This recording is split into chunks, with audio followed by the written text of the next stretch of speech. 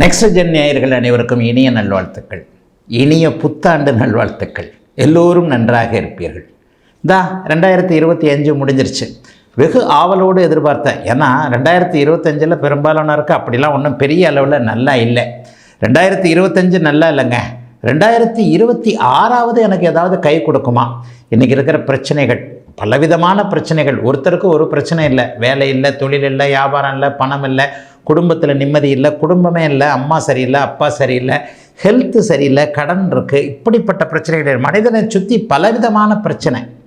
இந்த பிரச்சனையில் ஏதாவது ஒன்று 2020 அப்படி 26 அப்படியே கை கொடுத்து தூக்கி விடுமா, பிரச்சனைகளை தீர்க்குமா, கொஞ்சம் நல்ல விதமாக இருப்பேனா என்கின்ற ஆசை எல்லாருக்குமே உண்டுங்க. சரி, இந்த வருட பலன்கள் எப்படிங்க சொல்லப்படுகிறது? வருடாந்திர கிரகங்கள்னு சொல்லப்படக்கூடிய குரு பயிற்சி, சனி பயிற்சி, ராகு கேது பயிற்சி, இந்த 3 பயிற்சிகளை வச்சு தான் முக்கியமாக வருட பலன்களை சொல்கிறோம். இவைகள் பொதுவான ஒரு கோச்சார பலன்கள் தான். உங்களுடைய பிறந்த ஜாதக அமைப்பின் அடிப்படையில் தசாபக்திகள் எப்படி இருக்கோ அதற்கேற்றாற் போல தான் உண்மையிலேயே அதற்கான நல்ல பலன்கள் இருக்கும். அதற்கு துணையாக இருக்கக்கூடியவை இந்த கோச்சார பலன்கள். வண்டி 2 சக்கரத்தில் தான் ஓடுது, ஒரு சக்கரத்தில் வண்டி இல்லை. பிறந்த ஜாதக பலன் ஒரு சக்கரம் என்றால் இன்றைய கோச்சார, இப்போது நான் பேசப்போகின்ற புத்தாண்டு கோச்சார பலன் ஒரு சக்கரங்க. இந்த 2 சக்கரத்தையும் வச்சு தான் அப்படியே ஜாயிண்டாக வச்சு வண்டி ஓடுங்க. அப்போ எப்படிங்க இருக்குது? குருப்பெயர்ச்சி ஏதாவது இருக்கா? சனிப்பெயர்ச்சி எதனா இருக்கா? ராகுகேது பயிற்சி எதனா இருக்கா? எப்படிங்க இந்த பலன்களை நம்ம தெரிஞ்சுக்கிறது அப்படின்னு பார்த்தீங்கன்னா, முதல் 5 மாதங்களுக்கு எந்த விதமான பயிற்சியும் இல்லை. ஜூன் மாதம் 2ஆம் தேதி குருப்பெயர்ச்சி நடக்குது. 12 ராசிகளுக்கும் மிகப்பெரிய நன்மைகளை செய்யக்கூடிய குரு பகவான், உலக மக்கள் அவ்வளவு பேருக்கும் நன்மைகளை செய்யக்கூடிய குரு பகவான் இப்பொழுது மிதுன வீட்டிலிருந்து கடக வீட்டிற்கு உச்சம் என்கின்ற ஒரு நல்ல நிலைமையை அடைகிறார். It's a peculiar. 12 வருஷங்களுக்கு ஒரு முறை மட்டும்தான் அவர் உச்சத்தை அடைவார். அது அமைப்பு இப்போது இருக்கிறதுனால 12 ராசிக்காரர்களுக்குமே ஏதாவது ஒரு விதத்தில் நல்லவைகள், பணப்புழக்கம் அதிகரிக்கக்கூடிய தன்மைகள் கண்டிப்பாக இருக்கும். பெரிய கஷ்டங்கள் வராது.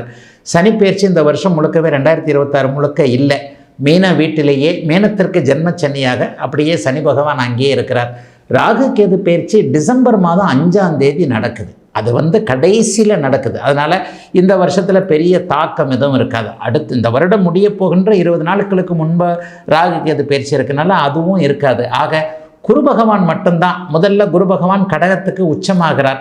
3 மாதத்தில் போன வருஷம் மாதிரியே அதிசார பயிற்சின்ற முறையில் கடகத்திற்கும் சிம்மத்திற்கும் அப்படியே மாறி மாறி வருவார். ஆக குருவின் பலன்கள் ஓரளவிற்கு நன்றாக இருக்கின்ற காரணத்தினால் 12 ராசிக்காரர்களுக்கும் பெரிய அளவில் சோதனைகள் இருக்காது.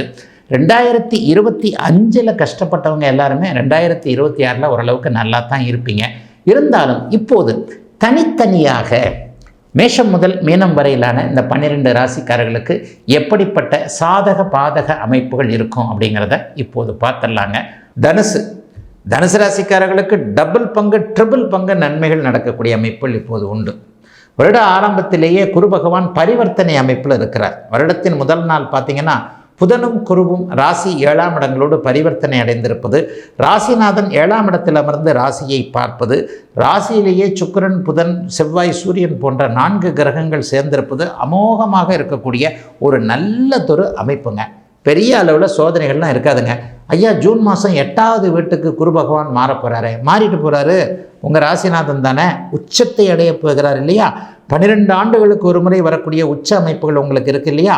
அப்போ ராசிநாதன் உச்சத்தை அடைந்தால் நீங்களும் உச்சம், உயரம் என்கின்ற ஒரு நல்ல தன்மையை அடைவீங்க இல்லையா? தொட்டது துலங்கும் இல்லையா?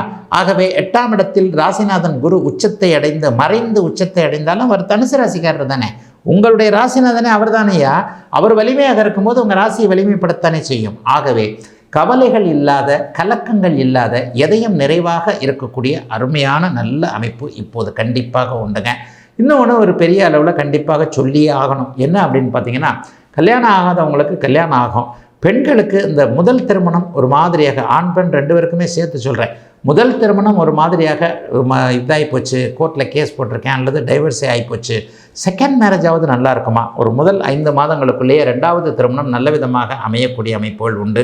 பாஸ்போர்ட், விசா போன்றவைகள் கிளியர் ஆகாதவங்களுக்கு ஜூன் மாதத்திற்கு பிறகு வெளிநாட்டு பயணம், வெளிநாட்டில் போய் படிக்க வேண்டும் என்று நினைத்தவர்களுக்கு அம்மா அப்பா அல்லது ஏதேனும் ஒரு வகையில் வேலை செய்கிறவங்களுக்கு அலுவலகம் போன்ற, அம்மா அப்பா அலுவலகம் போன்ற அமைப்புகளில் அனுமதிகள் வரக்கூடிய தன்மைகள் எல்லாம் கண்டிப்பாக இப்போது இருக்கிறது. தனுசு ராசிக்காரர்களுக்கு பெரிய சோகங்கள்லாம் நான் சொல்ல மாட்டேன். 2024 உங்களுக்கு சுற்றிடுச்சு அப்படியே. 2024 நல்லா இல்லை உங்களுக்கு. 2024 கடன் தொல்லைகள், நோய் தொல்லைகள், ஏதாவது ஒரு வகையில் தடைகள், தாமதங்கள் போன்றவைகள் இருந்ததெல்லாம் ஓரளவுக்கு 2025 ஏப்ரலுக்கு பிறகு சமாளிச்சிங்க இல்லையா? அதை விட ஓரளவுக்கு 2026 நல்லாயிருக்கும். 25 விட 2026 நல்லா இருக்கக்கூடிய தன்மைகள் தான் உண்டு. சிலருக்கு அதிக புகழ் வரக்கூடிய அமைப்புகள் இப்போது உண்டு. சோஷியல் மீடியாவில், அதாவது ஃபேஸ்புக்கு, இன்ஸ்டாகிராம், யூடியூப்பு, இது போன்ற அமைப்புகளில் புகழ் அடையணும், சினிமாவில், கலைத்துறையில், சீரியலில் நடிக்கணும், டிவியில் நடிக்கணும், அந்த மாதிரியான ஒரு ஏற்பாடுகள், அந்த மாதிரியான முயற்சிகளில் இருக்கக்கூடியவர்கள் எல்லாருக்குமே நீங்கள் நினைத்தாற் போலவே ஜூன் மாதத்திற்கு பிறகு திடீர் புகழ் அடையக்கூடிய அமைப்புகள் தனுசு ராசிக்காரர்கள் எல்லாருக்குமே இருக்குது. பெண்களுக்கு கூடுதல் நன்மைகள் இருக்கும், அதில் எந்த மாற்றமும் இல்லை. அதுவும் 40-50 வயது தாண்டிய தனுசு ராசிக்கார சகோதரிகள் எல்லாருக்குமே குடும்பத்தில், வேலையில், தொழிலில் இருந்து வந்த ஆம்பளைங்களால் இருந்து வந்த கஷ்டங்கள்லாம் இப்போதைக்கு தனுசு ராசிக்காரர்களுக்கு விலகப் போகிறது. ஆக சாதகமற்ற தன்மைகள் ஏதாவது இருக்குமா அப்படின்னு பார்த்தீங்கன்னா, அம்மானால் வீட்டுனால கொஞ்சம் செலவுகள், மன கஷ்டங்கள் இருக்கும். தூரத்தில் இருக்கிற அம்மாவை போய் பார்த்துட்டு வர முடியலேன்னு இருக்கும். அது கூட ஏப்ரல் மாதம், மே மாதத்திற்கு பிறகு நன்றாக இருக்கக்கூடிய தன்மைகள்.